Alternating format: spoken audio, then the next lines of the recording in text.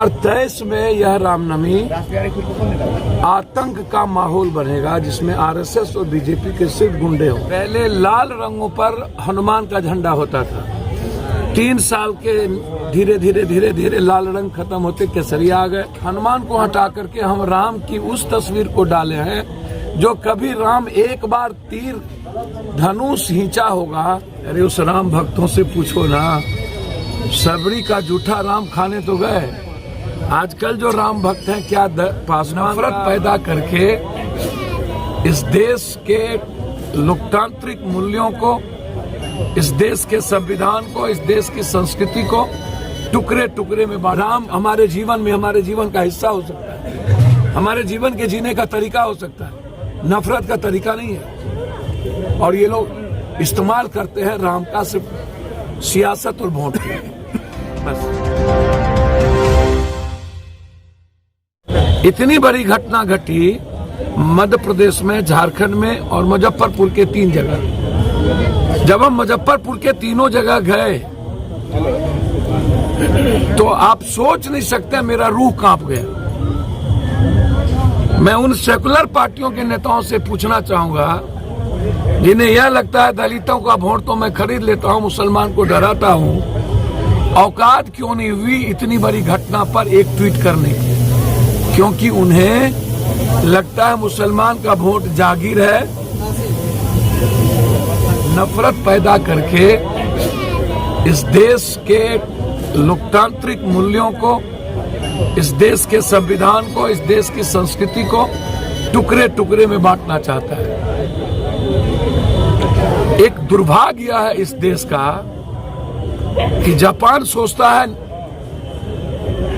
प्रकृति के बारे में, एनवायरनमेंट के बारे में, इंग्लैंड सोचता है वाटर के बारे में, अमेरिका सोचता है जिंदगी जीने के बारे में, लंदन सोचता है मुस्कुराने के बारे में, भारत सोचता है पॉर्न देखने के बारे में, ताश खेलने के बारे में, हिंदू मुसलमान करने के बारे में। भारत कभी सोच ही नहीं सकता कि 160 रुपया ये इसका टैक्स हो गया, टोल टैक्स, उस पर हम विरोध करें। और बिहार और यूपी तो सोच ही नहीं सकता कि 700 किसान मरने के बाद हम घर से भी निकले। तो आप किसके बारे में बात करते हैं? कौन सुरक्षित है जनाब? आप उनसे पूछिए ना जो सीएम और विपक्ष इफ्तार पार्टी दे करके, अरे भाई मुसलमान या दलित बचेगा तब ना इफ्तार दोगे। हाँ, ये विपक्ष के नेताओं से पूछो ना, सबके भतार बनकर के किसको खुश करोगे? बड़ों के बाप, कनियों के बाप, मियां का, डोम का, मुसहर के जूठा उसका बेटा खुद खाएगा। ये जो राम के नाम पर पूरे देश और दुनिया में नफरत पैदा कर रहे हो, सिर्फ 2024 का एजेंडा कभी फाइल बना लेते हो और कभी तुम तय करने लगते हो कि 2023 का रियल पिक्चर कैसे आएगा। यह बात मैंने तब भी कही जब हम मुजफ्फरपुर गए। मैं पहली बार जानना चाहता हूं कि ये नेताओं के भीतर डर क्यों खत्म हुआ? सिर्फ रिहर्सल है 2024 का। 2023 में यह रामनवमी आतंक का माहौल बनेगा, जिसमें आरएसएस और बीजेपी के सिर्फ गुंडे हो। शराब, स्मैक, ड्रग्स पिला करके जिस तरीके से फरसा, तलवार, पहले लाल रंगों पर हनुमान का झंडा होता था। 3 साल के धीरे लाल रंग खत्म होते केसरिया आ गए। हनुमान को हटा करके हम राम की उस तस्वीर को डाले हैं जो कभी राम एक बार तीर धनुष खींचा होगा।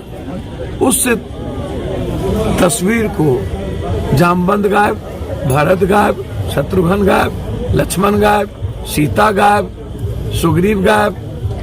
अरे उस राम भक्तों से पूछो ना, सबरी का जूठा राम खाने तो गए। आजकल जो राम भक्त हैं क्या पासवान का राम है? जापान और यूरोप में नहीं, कभी सोच नहीं सकता है कोई।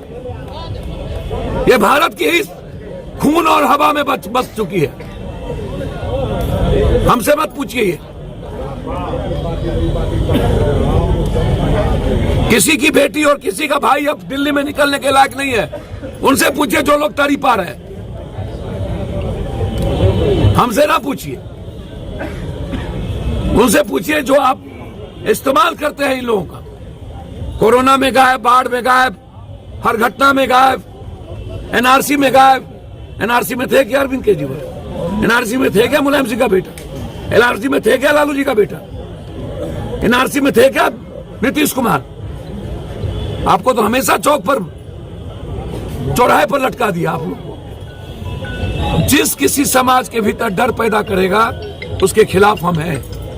हम गए, जो डर था हमने उसको निकाला मुजफ्फरपुर। और ये बात मैंने पहले कह दी थी कि रामनवमी में 3 साल पहले जुलूस नहीं निकलता था। हम एक बार 82 में हम हजारीबाग सेंट्रल जेल में थे, वहां पर हजारीबाग में एक बार रामनवमी जुलूस निकला तो वार लेवल पर हिंदुस्तान में घटना घटी थी। उसके बाद हमने कभी नहीं सुना। हमारे बाप दादे, हमको याद है मंदिरों में क्या होता है।